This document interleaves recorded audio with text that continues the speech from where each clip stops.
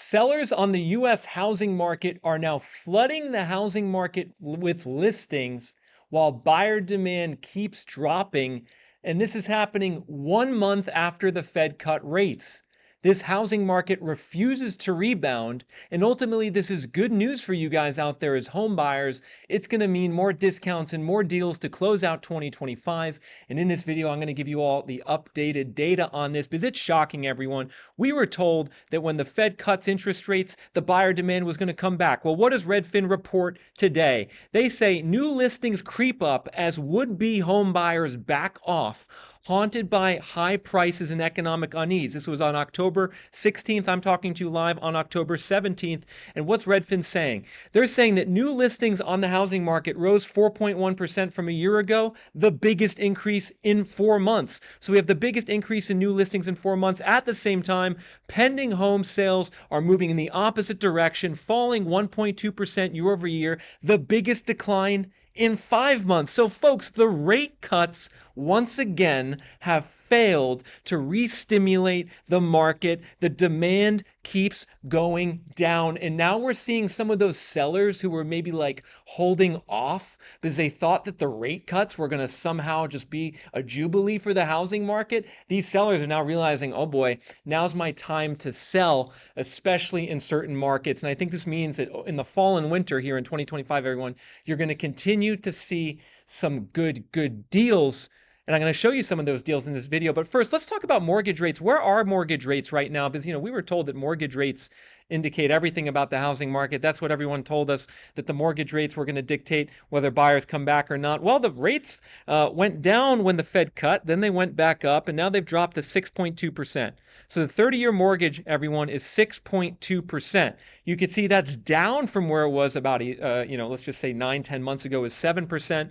But it's still way above where the mortgage rates were 5 years ago when they were 3%. So the mortgage rates are still 2 times higher than they were 5 years ago, but ultimately they're at a very normal level, everyone. These mortgage rates, they might go down a bit more into the future, especially if we have a recession here in this economy, but don't expect mortgage rates to go back to 3. Maybe they'll get into the 5s at some point in 2026, deliver some relief to you guys out there. But the real problem, everyone, is prices on the US housing market. The prices have just gone up way too much, and home buyers are on strike. And it's that home buyer strike that continues to push home sales down and that continues to push inventory up. And again, folks, that's good news for you all. We just got new data from Zillow today on September 2025 home values.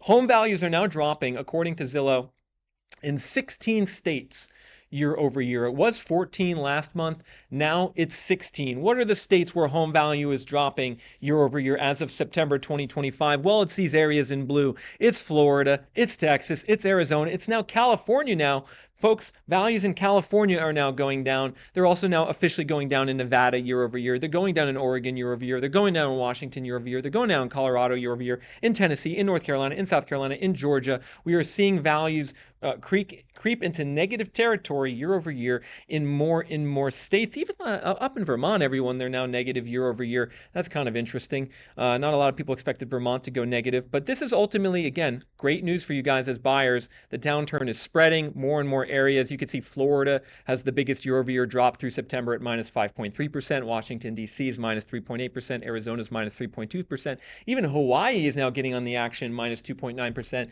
Then we have Texas at minus 2.5%. Colorado, folks, minus 2.2% in Colorado, minus 2.2% in Georgia, minus 2.1% in Vermont, minus 2% in California, minus 0.8% in South Carolina. Now, folks, I know what you're going to say. These are not big enough declines, and I agree with you.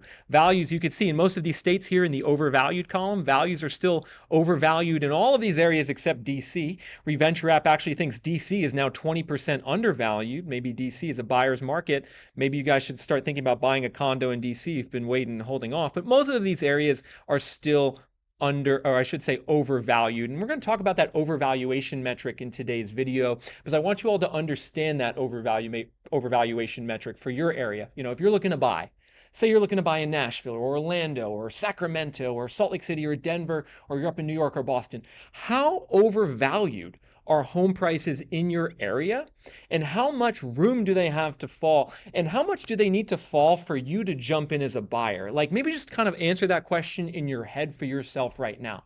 How much would prices need to drop in your area for you to kind of like feel the stimulus, the stimulation to get in there? Let me know in the comment section. Let me know in the live chat. I'm actually live right now, everyone. I'll be taking your requests here in a second, but I'm curious how much values would need to drop for you guys out there. You can let me know. This data from Redfin, everyone, that I led with here. Redfin's talking about how the demand is continuing to drop, how the new listings are going up. Redfin is showing that sale prices are dropping in, quite a few metros, the same metros I just reported: Austin, Dallas, Atlanta, Jacksonville, Fort Lauderdale, where Redfin is saying prices are dropping.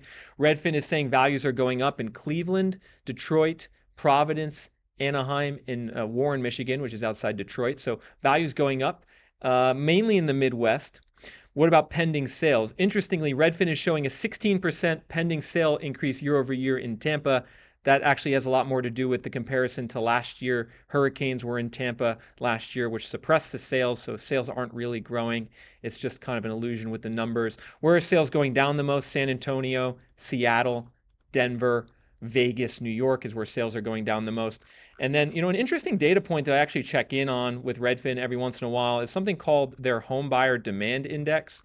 And Redfin basically has their own demand index on the housing market, and it basically tracks the weekly value of Redfin's seasonally adjusted home buyer demand based on requests for home tours and other home buying services. This is another indicator of like, are buyers coming back?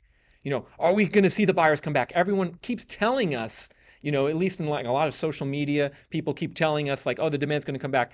Redfin's buyer demand index is down 10% year over year. So we got Redfin buyer demand down 10% year over year. We got pending sales down 1% year over year. We got mortgage applications still refusing to increase. We got existing sales down about 30% from pre-pandemic norms. And that's just the tough reality of this housing market right now, everyone. Not a lot of transaction volume, not a lot of sales going on. It's actually the lowest sales volume we've seen in 30 years on a national level, comparable to what we saw in the 2008, 2009 downturn. And it's a real struggle out there for a lot of real estate industry professionals, especially like if you're a realtor, if you're a mortgage broker, you're feeling this, right? You're feeling this downturn that's actually now been a couple of years. We're a couple of years into this slowdown in sales and buyer demand. It's hard to find, if you're a realtor or mortgage broker, hard to find leads. If you're a real estate investor, hard to find a property that cash flows. We're in a legitimate real estate recession right now. A lot of people try to pretend like we're not, but we are, folks. And the only reason that it feels like maybe we're not totally is because those prices have remained stubbornly high. However, they're now dropping in 16 states year over year. And with that, new listings continuing to go up and the pending sales continuing to drop, I think those prices entering 2026 are going to drop some more. But let's just take a look at some different areas, everyone. Like, what's going on in these different housing markets? And, can we maybe attempt to tease out, let's look at overvaluation rate. I was mentioning that data point before. How overvalued are prices in your area? And on Reventure app, we have these markets in red, which are more overvalued. The markets in red are overvalued. The markets in blue, there's actually a handful, are undervalued. So we have a handful of undervalued markets on Reventure app. Most markets are overvalued. And what I think is really interesting is if you look at this overvaluation rate today and you compare it to what it was like in 2020, check this out. If we go back to September 2020 and check out the overvaluation rate on Reventure app, you could see that it was about 50-50. Like half of America was actually undervalued 5 years ago, and then the other half was like slightly overvalued. Even most of Florida was undervalued in 2020. So, if you were looking at this data 5 years ago, it would have given you a good indication of, actually it would have been a good time to buy if you looked at this data 5 years ago. Now you look at this data today in 2025, and we see a lot more red and a lot more deeper red on this map. And let's just take a look at some of the most overvalued housing markets right now. Some of the most overvalued housing markets right now. What would they be? What do you guys think some of the most overvalued markets are right now? Let's limit the population size to 350,000. Actually, our number one most overvalued market is not one you would expect. Flint, Michigan, everyone, is now our number one most overvalued market. Fort Wayne, Indiana, number 2, Ogden, Utah, number 3, Buffalo, New York, number 4, Knoxville, Tennessee, number 5, Grand Rapids, Michigan, number 6, Detroit, number 7, Syracuse, number 8, Youngstown, Ohio, number 9, Rochester, New York, number 10. So an interesting thing has actually happened in the last 2 or 3 years, everyone. 2 or 3 years ago, the most overvalued markets were pretty much all Sunbelt. But now the most overvalued markets are actually heavily concentrated in the Rust Belt. And that's because the Rust Belt continues to appreciate. The Rust Belt continues to go up while the Sun Belt is going down. So some of the Sun Belt markets are actually becoming a bit more affordable, still overvalued, but are becoming less undervalued. If we see what other markets are overvalued, Huntsville, Alabama, Indianapolis, Kansas City, Manchester, New Hampshire, Columbus, Ohio, Lansing, Michigan, Boise, Idaho, Providence, Rhode Island, Charlotte, North Carolina, Reading, Pennsylvania. And we continue going over here. Spartanburg, South Carolina is 21% overvalued. Lakeland, Florida, Salt Lake City, Utah, Madison, Wisconsin, Fayetteville, Arkansas, Winston-Salem, North Carolina, Atlanta, Georgia, Nashville, Tennessee, Provo, Utah, Richmond, Virginia. And if your market is 20% or more overvalued, you really got to think about that as a buyer. If your market's more than 20% overvalued, like, do you want to buy in a market that's 20% overvalued? Because, maybe we could drop 20% and get back to fairly valued, but we could go also undervalued, right? We could just still keep going in terms of prices dropping. And there's an interesting market I actually want to talk about to you guys right now that's shifted from being overvalued to undervalued on Reventure app, and that's Cape Coral, Florida. Now, Cape Coral, Florida, Fort Myers, Florida, it's on the west coast of Florida. And even if you're not in Florida, pay attention to this. It's really interesting. Values there were 32% overvalued 3 years ago. And now in Cape Coral, if we zoom in here, we can actually see that according to data on Reventure app, this market is 6% undervalued. This market is now actually 6% undervalued. It was 36% overvalued. Now it's 6% undervalued. Like, this is an example of a market that is really starting to shift. Cape Coral. 3 years ago, you looked at Reventure app, we would have said 36% overvalued, said don't buy, the market's going to correct. It is correcting hard right now. It's actually undervalued. Now, the question is this a buy signal? And I actually sent out an email to some of you guys earlier this week. And, we said it could potentially be a buy signal in Cape Coral, that it's now undervalued. The thing is, though, we still forecast prices to drop another 8.4% over the next 12 months. So it's trending into undervalued territory. Values have already gone down 13 or 14%. Incomes have gone up by quite a bit as well, but we still think this market's going to drop 8.4%. So you got to consider that in your negotiations and your decision making as a buyer. Yes, this market's shifting into undervalued territory, but it's still going to drop. And oh, by the way, in 2011 it became 33% undervalued during the depths of that last crash. So this is how you kind of use the overvaluation metric here, everyone, to discern where your market is in the cycle. And this is a very valuable metric to use in conjunction with the home price forecast over the next 12 months to really figure out your strategy. And I would say if it went undervalued, like, I would say you should start looking if it's now undervalued, but look at that 12-month forecast, and if it's still minus 0.8, 0.4, don't rush. Understand you have time on your side and make offers that reflect the fact that this market will still likely drop and that maybe in a year and a half, Cape Coral will be 15% undervalued. So that's how you can kind of use those metrics, overvalued, undervalued, and price forecast, to get a deeper sense of when it will be a good time to buy. Because actually, one of the first people in the live stream today, everyone, you basically asked me the question here in the live stream. We got a very active live chat today. But we had someone here basically ask the question, and we'll just let me zoom. Can I zoom in on this? I guess not, but the question was, and let me just move it here for you guys. Should you hold off on buying, it was buying a car actually, until after the crash. Interesting. Well, I'm not an expert on the dynamics of car prices like I am home prices, but if you were to ask the question, should you hold off on buying a house until after the crash? It totally depends on your market. What else, guys? What else are you talking about here? I'm curious about the Nashville area, specifically Franklin, Tennessee. Another person asked, how much is Nashville overvalued by? Another person says, because Argentina doesn't allow home loans. I know a guy who bought in Miami and had to move all the cash to buy there. I guess someone's talking about Florida, Southern Florida. Some people are saying South American citizens buying Miami, Florida are from other countries. We also have a good question. How would you explain 50% undervalued home prices in zip codes of downtown Chicago? So we have quite a few interesting comments here. I want to address this one first. Number one, people are talking about the demand in Miami coming from foreign buyers. And one thing I hear a lot about, everyone, is that, like, oh, maybe we can't look at traditional metrics because, oh, mortgage applications, we can't look at that because maybe there's foreign demand. But one thing you guys have to understand is that the demand is way down in most markets. Like, if we look here in Miami, folks, demand to buy home sales are down over, looks like, about 40% from peak. We have the lowest home sale activity we've seen in over a decade in Miami. So those foreign buyers, they've dropped out in Miami. Like, the demand is way down. This is the home sales data point on ReventureApp. I would encourage you guys to look at it. If you want to get a sense of how demand is trending in your area, look at that home sales data. It's sourced from Redfin, now updated through September 2025. The data goes back to 2012.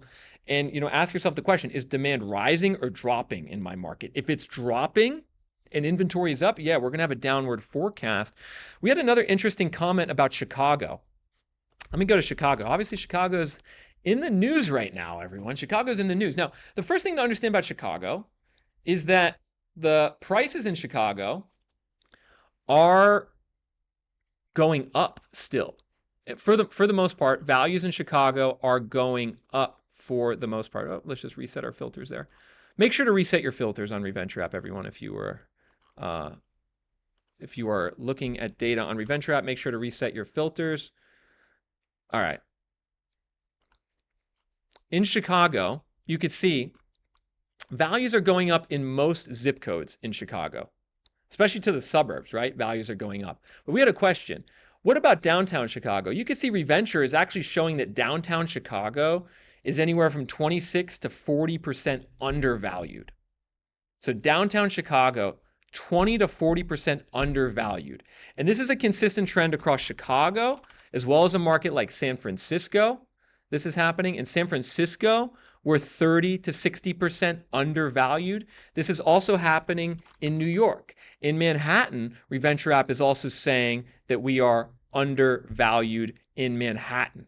And you would ask yourself the question, like, how is that possible? Well, folks, if you actually look at the data in some of these kind of more legacy urban markets, downtown areas, you will see something kind of shocking. And that's the fact that they're all very undervalued. And the reason why is because these markets are trading at their lowest home value to income ratio on record. So Manhattan, New York County, home value to income ratio of 11x is the cheapest it's been in 20 years.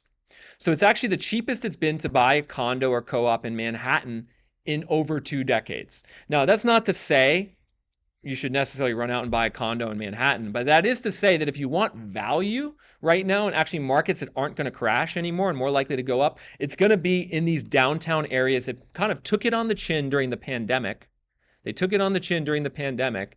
They went down, incomes went up, and now they're undervalued. So Manhattan's 29% undervalued. We'll see what happens with the new mayor. There's obviously a lot of stuff going on there. But I think that's really interesting to think about, is not all housing markets are the same. We're not saying all areas are in a bubble here. We're actually saying some parts of America, some zip codes, some neighborhoods, 20, 30, 40% undervalued. Other neighborhoods, 20, 30, 40% overvalued. And ultimately, you guys as buyers and investors out there need to understand those data points for your area. However, it is true, on a national basis, we're still in a big housing bubble. On a national basis, we have never seen home prices as high as they are today, adjusted for income, adjusted for inflation, adjusted for rent. You adjust for all those things, we're still in a big housing bubble. And that's why the demand continues to be low. That's why the demand is dropping a month after the Fed cut rates, because people don't care about the Fed cutting interest rates. The average American isn't jumping for joy that the Fed cut from 4.5 to 4.2%, or that the Fed's going to cut again at their meeting later or in early November. The Fed has a meeting in early November. What are they going to do? They're probably going to cut interest rates again. Let's take a look actually here at the Fed Watch tool here, the CME Fed Watch tool. This is an interesting tool that helps you understand where the Fed is projected to go. And actually, this is going to be a meeting in late October. There's a 99% chance that the Fed cuts interest rates again. So we're going to get another rate cut in late October, and this will be our 6th rate cut. So we had our first 4 rate cuts a year ago to go from Fed funds of 5.3 to 4.3. So we had our first 4 rate cuts a year ago. Then they held rates. Then they did 1 cut last month. They're going to do another cut next month. It's not going to matter, folks, for home buyer demand. Home buyers are out of the market. And Ron DeSantis, the governor of Florida, actually did an interesting X post recently. And he's basically, he's retweeting this graph, which is actually my graph, everyone. Ron DeSantis retweeted my graph. Kind of cool. This is a graph that I posted and was retweeted and reshared a lot. U.S. home price history, 1890 to 2025. What do you see here, everyone? You see that we were in a bubble in 06. We're in an even bigger bubble in 2025. We've never seen home prices in this much of a bubble before in U.S. history, right? We've never seen prices in this much of a bubble before in U.S. history. What's Ron DeSantis say about it? He doesn't think it's sustainable. He also says, and it's not merely a supply issue as inventory has grown in a lot of places. And I think he's right. It's not merely a supply issue. One thing that needs to happen here is sellers need to get out of their own way. Sellers on the U.S. housing market really need to understand where we are and the fact that we are not in the market of 3 years ago. Sellers actually, when they sell, they're still getting a pretty good profit. According to Adam Data Solution, home sale profits are up in the third quarter to nearly a 50% profit margin. So when sellers sell in this market, on average, across the U.S., they're getting a 50% profit margin. Adam, a leading curator of property data, today released a third quarter U.S. home sales report, which showed that homeowners made a 49.9% profit on typical single-family home and condo sales during the third quarter. That was up slightly from the previous quarter, but still below the 55.4% profit from a year ago. So profit margins are compressing. Prior to the pandemic, sellers were making 30% on their sales. So folks, sellers still have so much room to cut the price. I mean, the raw profit is $123,000 for the average seller. So this kind of thing, this game that sellers are playing where they're like, oh, I don't want to sell my home for less than I think it's worth. It's kind of a garbage, folks, because they're still on average getting a 50% profit margin. And what that says, as frustrating as that might be to read if you're a prospective buyer, what that says is that there's so much room for sellers to cut the price. And the longer we continue in this situation where demand stays restrained and more sellers list their homes and the inventory continues to increase, the more that we're going to see this seller profit margin get beaten down. And yeah, it's eventually going to return to the long-term norms. If we just return to pre-pandemic profit margin of 30%, that's going to necessitate what? A 20% correction in home prices. So folks, it's happening. It's just happening slowly. What are you guys thinking? What are you guys feeling? What are you guys seeing out there in the comments section? Here's an interesting comment. 2007 equals 2025. So you're saying, KW, that you think 2025 feels a lot like 2007. I can see some of the similarities. The market is definitely slowing, right? Inventory's up. Prices are going down in about a third of the country on a year-over-year basis. But yeah, it's still not totally crashing, right? And I think it does have some similarities to 2007 in that way. Nick, do you think we can get to pre-pandemic national housing inventory in 2026? Ryan, that's a great question. So, one thing that's going to just bring down prices more, folks, is more inventory. So are we going to see more inventory on the market as we enter 2007? So we actually just added national data to Reventure app, everyone. So you can actually now, if you go to www.reventure.app, we have a national section, so you can see all this data for the U.S. housing market more broadly. And we have right now 1.1 million homes on the U.S. housing market more broadly. And the question was, do you think we'll get back to pre-pandemic inventory by 2026 nationally? Well, I think a good chance, right? In September 2025, according to data from Realtor.com on Reventure app, we were at 1.1 million homes, 1.1 million homes, September 2025. So where is that? That's a little bit, that's about 150,000 less than pre-pandemic. So I think it's very conceivable to say that on a national basis that we are going to be at or above pre-pandemic inventory probably by spring. I'll say by spring 2026. National inventory will be at or above pre-pandemic. So give it another 4 to 6 months, and I think we are going to be at or above pre-pandemic inventory.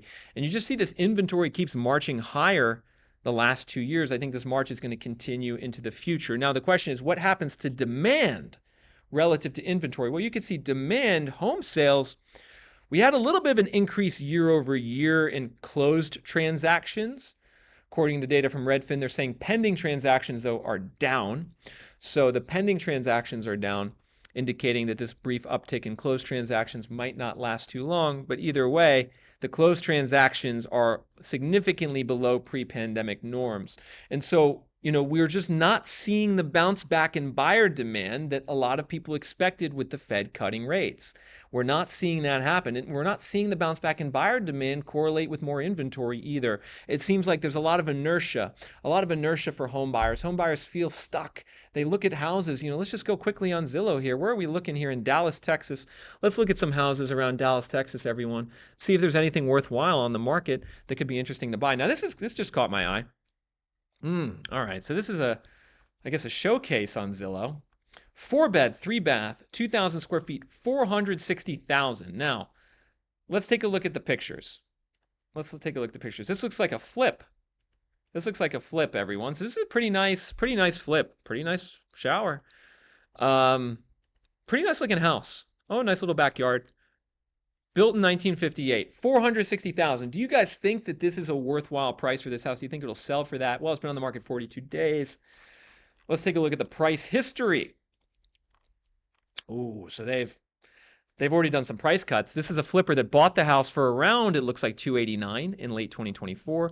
They then flipped it, and by this summer they listed it for $499, and they've now cut it down to $459. So they've already done $40,000 in price cuts on this house in Dallas. The question is, are they going to have to cut the price by more? 75243. Let's take a look at the zip code 75243. 75243. Let's take a look at what's going on here. 75243. So this is north of Dallas. So you can see here, downtown Dallas is here. We're in 75243, almost up in Richardson.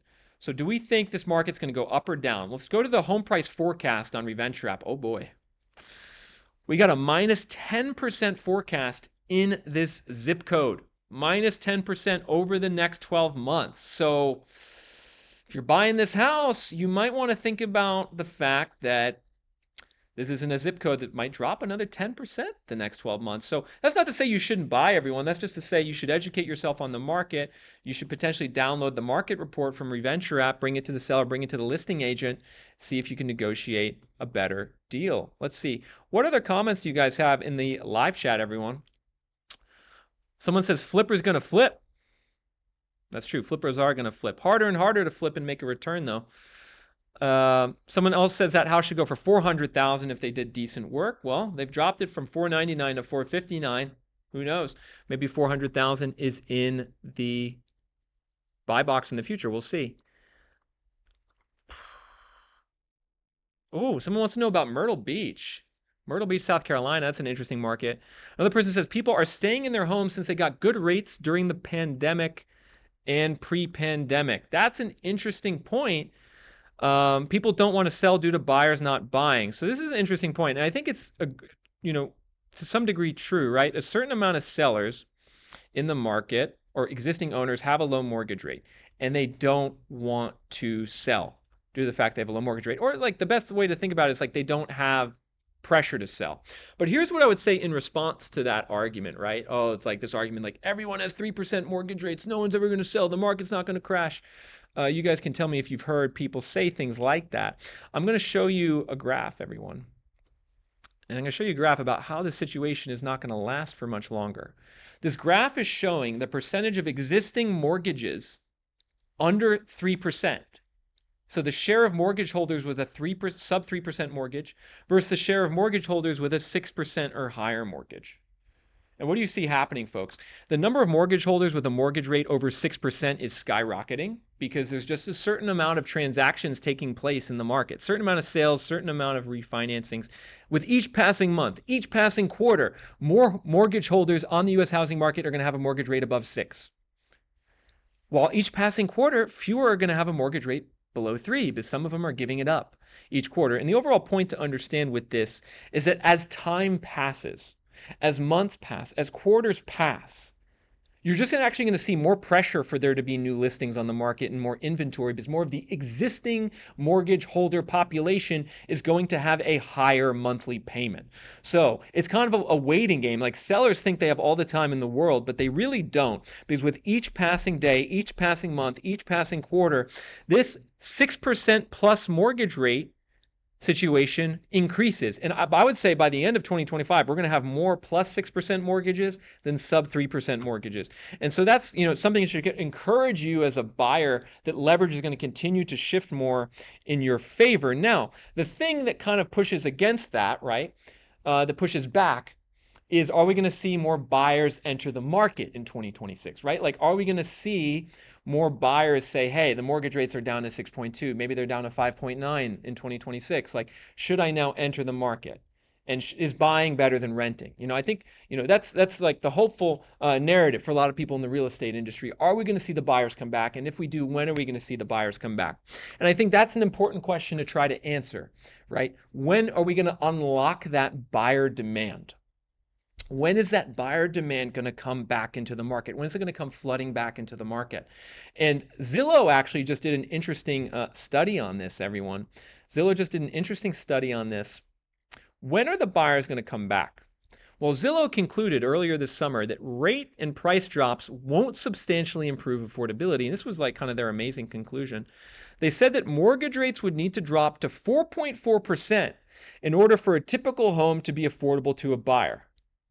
So Zillow is saying mortgage rates have to drop to 4.4 before the typical home is affordable. They're also saying not even a 0% mortgage rate would make the typical house affordable in expensive coastal metros. Meanwhile, they say rates could climb above 6.7% and homes would still be affordable in a few Midwest metros. And I think the overall way to look at this, everyone, especially if like you work in the real estate industry, right? And you kind of want to understand the metrics and what's going on and like when demand's going to come back, look at this graph, because I think this graph kind of tells the whole story. We're looking at a metric called the mortgage payment to income ratio. How much people are paying from their gross income for their mortgage to buy a house. And you could see that this data goes all the way back to 1953. So we have over 70 years of mortgage affordability data for home buyers. And what do you see first of all? The main thing I actually want you to focus on is this trend line. And it's the trend line saying that actually there is no long-term trend of housing costs going up. There is no long-term trend. In fact, the long-term trend is down slightly. And that's not to say houses are affordable today, but it's to say that over 70 years, there's no long-term upward trend. And why that's meaningful is that it shows you that today's affordability metrics of a mortgage payment to income ratio of 38% is not sustainable. This is not going to keep going. We are not going to continue to have home buyers paying 39% of their gross income to buy a house. It's just not in the cards. It's never been sustainable. You could see that. The only other times we got to this level was 2006 bubble and 1981 when the Fed made mortgage rates 18%. And very quickly, it came back down. So I feel very confident in saying the housing market will get more affordable for buyers over the next 3 or 4 years.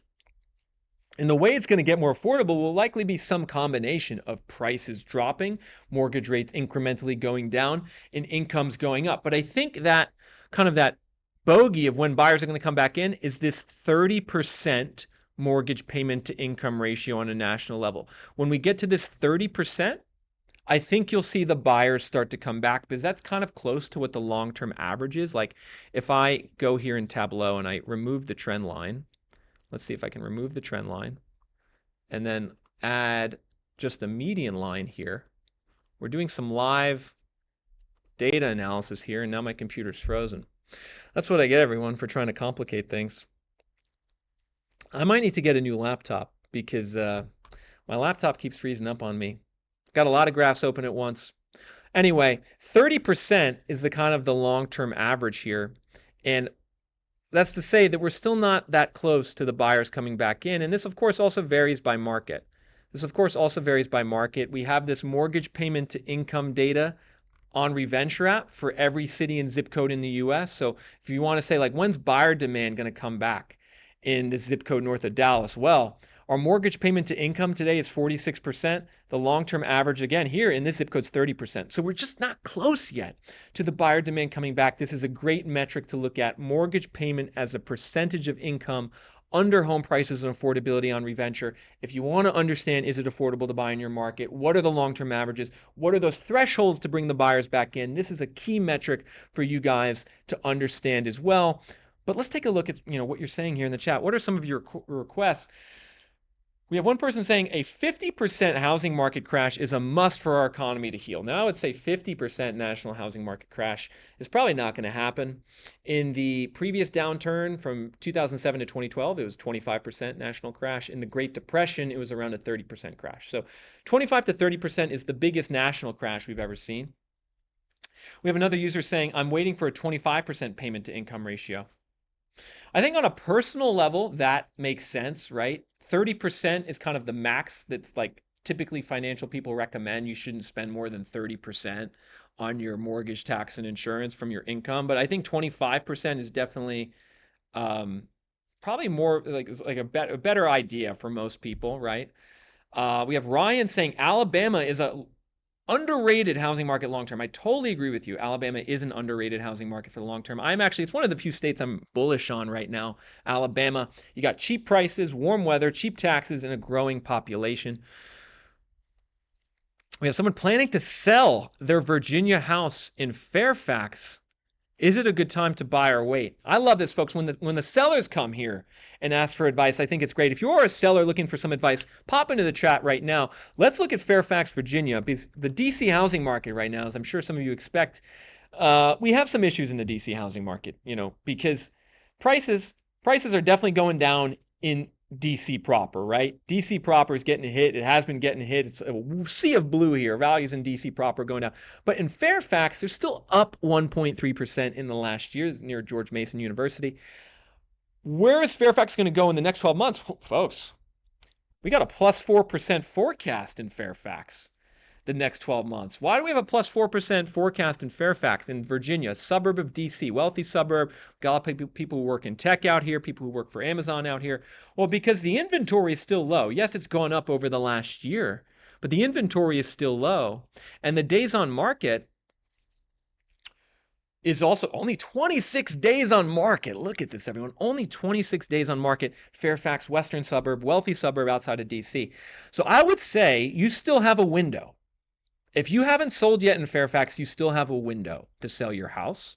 I think this market is starting to slow a little bit with the inventory rising, but you still have a window. We still think prices are going to go up on Reventure app in the next year. Now, with this government shutdown, who knows how many layoffs they're going to do, how that's going to impact the local housing market in the next six months. I can't totally tell you, but I do think you have a window in the next, let's just say by early spring, you do have a window to try to sell still in Fairfax. We have one user who left me $6.66. That's an interesting super chat amount. Is asking for the overvaluation of Spearfish, South Dakota. Housing prices for this remote economy seems to be way too high, Rapid City area, to justify the cost. 57783. Now, South Dakota, can't say I've ever been there. Have you guys been to South Dakota? The first thing I think is the biker rally that they have in South Dakota every year in Sturgis. So here's South Dakota. Here's a map, everyone. Here's a little geography lesson. We got Pierre in the middle of the state. I believe Pierre is the capital of South Dakota. Correct me if I'm wrong on that. Then we got Rapid City on the west side. Now, let's just shift to Metro View here. So Rapid City and Sioux Falls. These are the two biggest metros. And then we got Spearfish here, 26,000 people. So what are we talking about with overvaluation here? 14% overvalued in Spearfish, 18% overvalued in Rapid City. If I have to go to that zip code that I was given, we got 11% overvalued. So, this is a market where the prices definitely have gone up, but it's not like, I'm not going to call it the biggest bubble ever. I think there is some downside. We have a basically flat home price forecast here the next 12 months. So this is a market that's just very stable right now. We don't see a crash coming, but maybe there could be a correction sometime in 2026 if more inventory hits the market. Oh, we got someone joining as a channel member. Thank you, whoever just joined as a channel member. Someone else is holding out in Northern Virginia. They're saying the price cuts are nuts. Interesting. Maybe there are some price cuts, especially with the government shutdown. Maybe some people are getting panicked. Ooh, Manatee County. We got Manatee County request, Florida, watching for when the resale values balance out, written off the housing market for this next 365 days.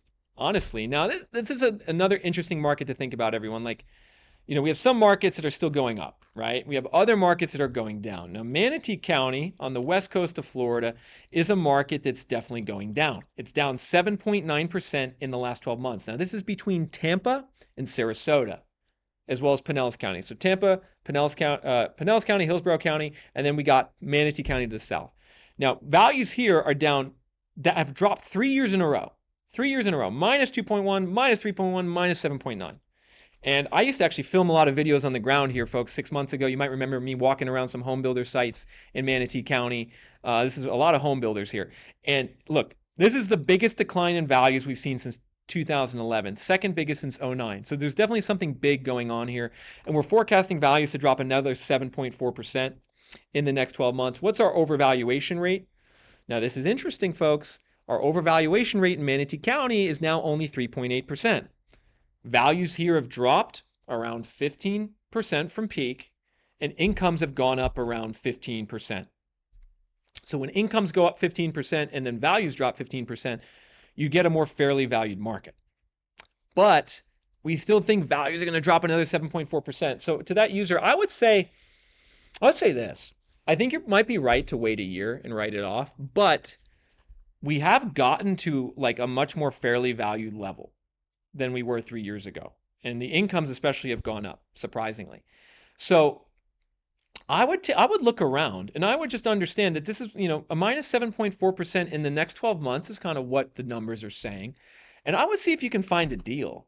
Like in some of these areas, folks, like you can get aggressive on offering, right? Like, and one way to think about this is like, yes, you can wait, totally wait, and be totally acceptable to wait for the values to drop. But the thing is, a lot of these sellers, would be willing to cut the price by more, given the state of the market. Let's see this one. I just picked a random house here in Parrish, Florida. 3-bed, 2-bath, 1,500 square feet, $344,000. Now, the issue, I think, for some of these resellers is that the builders are crushing them, right? So this house was worth $437,000 a couple years ago. Now it's listed for $344,000. So that shows kind of the correction that's already occurring. Now, they bought it for $262,000 in 2020. So they're still trying to make 30% over 5 years. I think this is so interesting, folks. This is like a great little snapshot of like a real-time market going down, right? They bought for $262,000. Peak value was $437,000. Now it's at $344,000. When do you jump in here? When do you jump in as a buyer and say, "Hey, I want a piece of the action"? And one interesting thing to say to yourself would be like, what's the inflation rate since 2020 been? Just like the overall inflation rate, I think in the US has officially been 20%. Who knows if that's actually what it is, but it's officially been 20%. So if you just gross it up by inflation, that would be $315,000 to get to today's value. We're at $344,000. Could you negotiate with this seller or another seller and lop $30,000 off the purchase price to get it for $315,000? If you did, I think, this would be an interesting house to buy. If you could get the seller down a little further, because in this market, you just get a little bit lower on that price, which we think values are going to drop 7.4% in the next 12 months. You start getting in the ballpark of being at a long-term inflation-adjusted value. So I just think it's so fascinating, like in these markets that are dropping, like the psychology of like, when do you get in? You got to look at the data. You got to look at the overvaluation rates. And, we told you in this market, folks, 3.8% overvalued. You're seeing it on this listing. It's actually not that much further that this house has to go to be what I would call really fairly valued. It's close. It's close. You guys, of course, can let me know what you think. Maybe you think it's going to drop below the pre-pandemic price. How about Josh Hall says 25% debt to income ratio is what Dave Ramsey claims you need to stay at to buy a house, but I don't know if that's even possible. I would say Dave Ramsey's right. 25% debt to income is, I think, solid. It's about 5% less than like the average, which is 30. I'm just saying, it's like, I think 30 is what's going to unlock buyers in general. That's the long-term average in the US. We're at 39 today. So it's just not workable with the math. But I think we get to 30 and we have some action. We have some buyers in the market. We got some interesting requests, everyone. I really appreciate the diversity of requests. We got St. George, Utah. We got Ozarks in Missouri. We got Charleston. We got New Jersey. Let's start with New Jersey. 08872. 08872. New Jersey. 08872.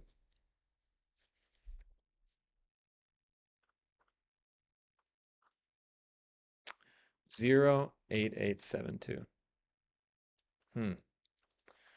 There we go. Sayreville, New Jersey.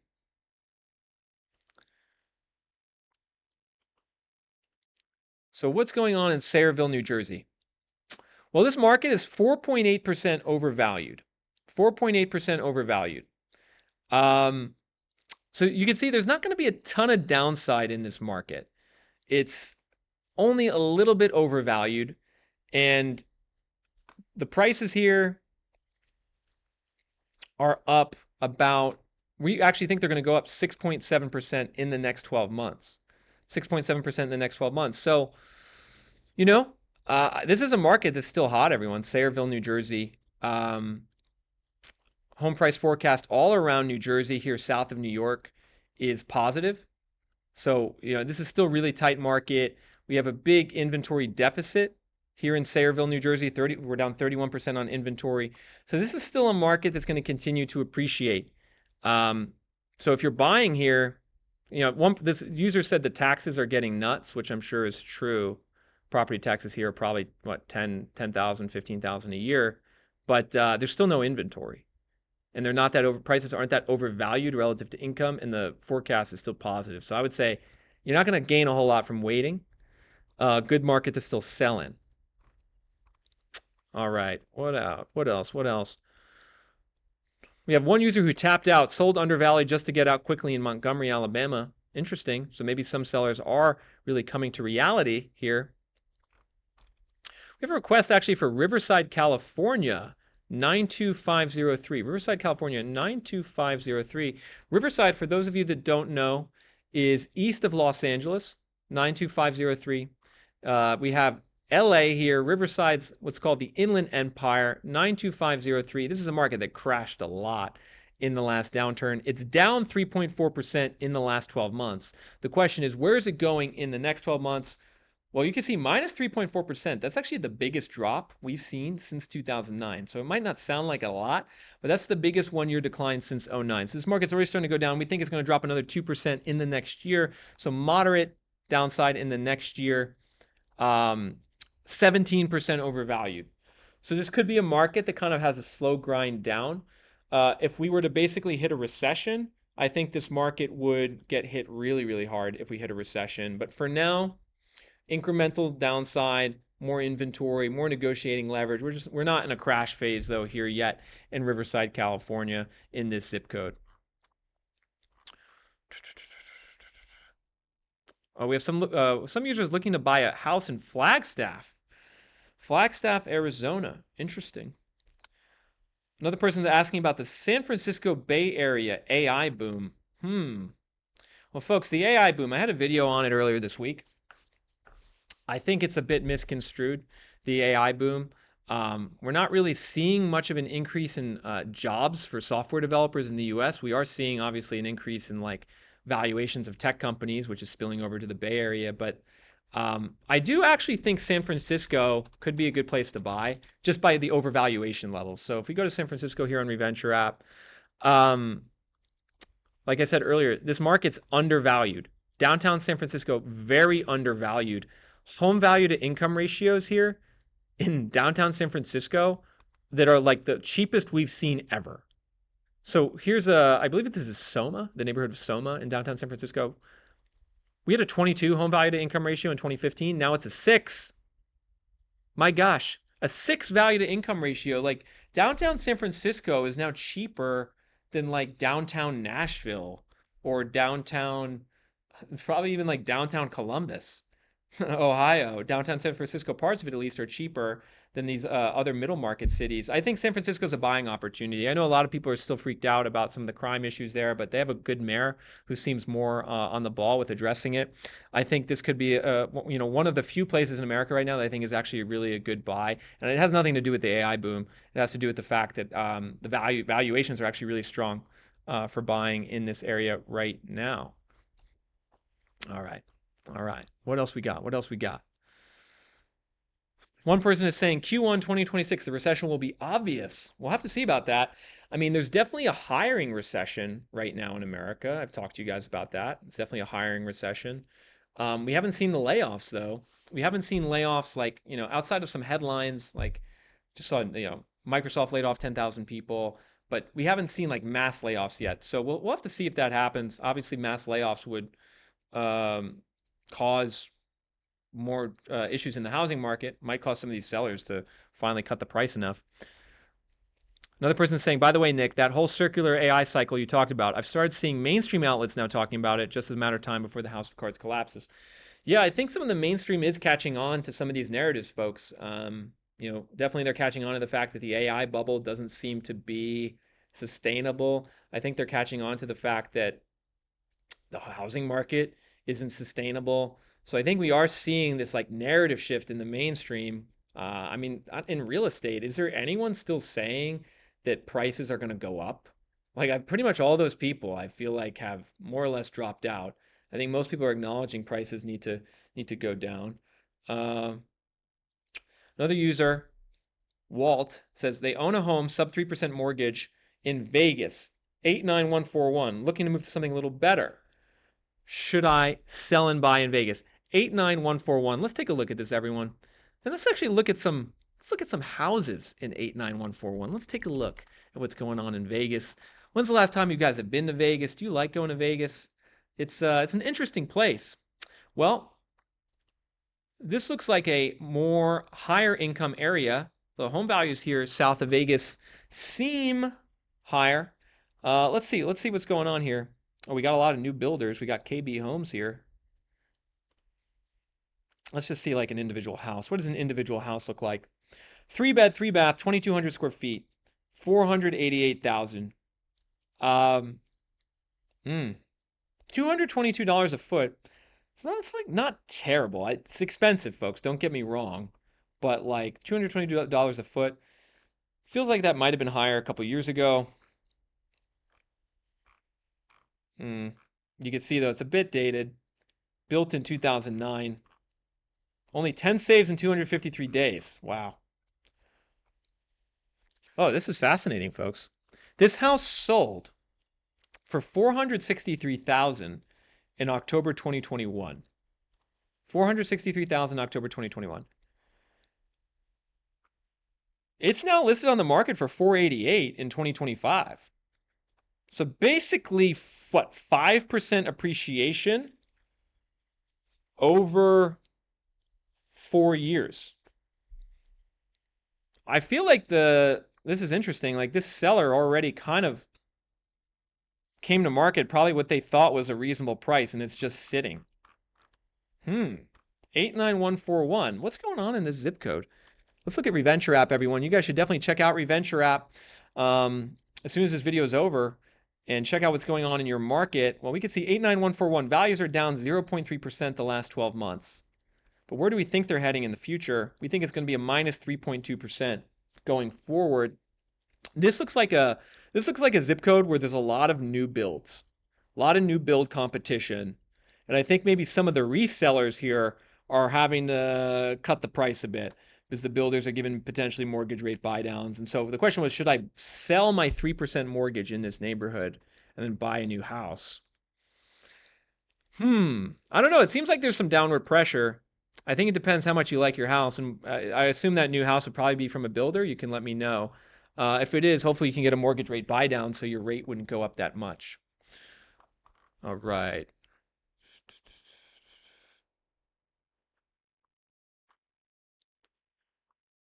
Ryan asks, Nick, Vegas and Florida, similar during downturns, tourist hubs that tank during recessions. Yeah, Vegas and Florida do have a lot of similarities. They kind of in the last downturn. They both went down by a lot at the same time. Um, Logan is saying that there are realtors in the Florida Keys saying it will never be as cheap as it is now. So I guess there are people out there saying prices are still going to go up. However, let's look at the Florida Keys. Could they be right? I mean, could they be right, folks? Like if you hear that from a realtor, it's important. Let's check the data. Let's just check the data and see.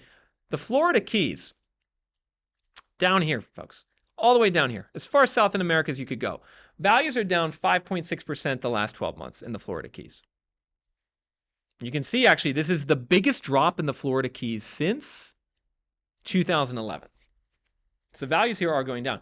But interestingly, we only have a minus 1% price downward forecast the next 12 months.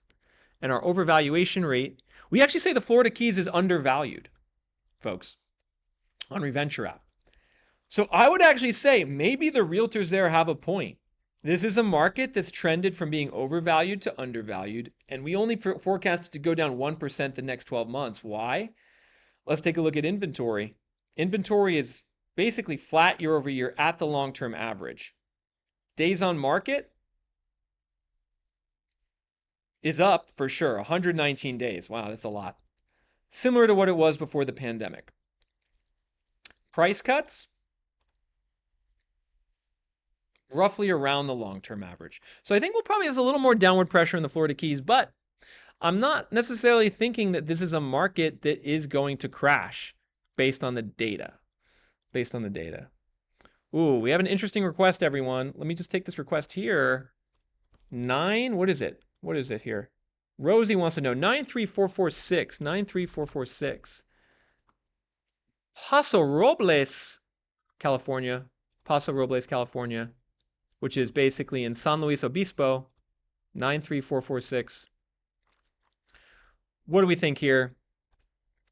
Values up 1.1% in the last year. This is an expensive part of the country, everyone, here in California. We think they're going to go down 1.5% the next 12 months based on the forecast. Overvaluation rate is 14.7%. And ultimately, if you're a home buyer or investor who's trying to make an educated decision here at the end of 2025, entering 2026, there's 3 data points that you need to make sure that you understand. Number 1 is, how have values trended in your market in the last 12 months? Like what's the just most recent history and trend on values? So you can establish that baseline. But even more important, what's the 12-month forecast? Where are values going in the next 12 months? That's a really imperative thing to know. In this video, we looked at areas that we're forecasting to go up 6.5%. We looked at areas we're thinking are going to go down 10%. You need to understand that 12-month forecast for your area before you buy a house, before you make a decision on if you should buy now or wait. Access that forecast. Also, access the overvaluation rate on Reventure app at www.reventure.app. Go there right now, www.reventure.app. You can also download the Reventure mobile app for your iPhone or Android device. We are now in the app stores on both of those platforms. You can access the 12-month forecast and the overvaluation rate under a premium plan. Go there.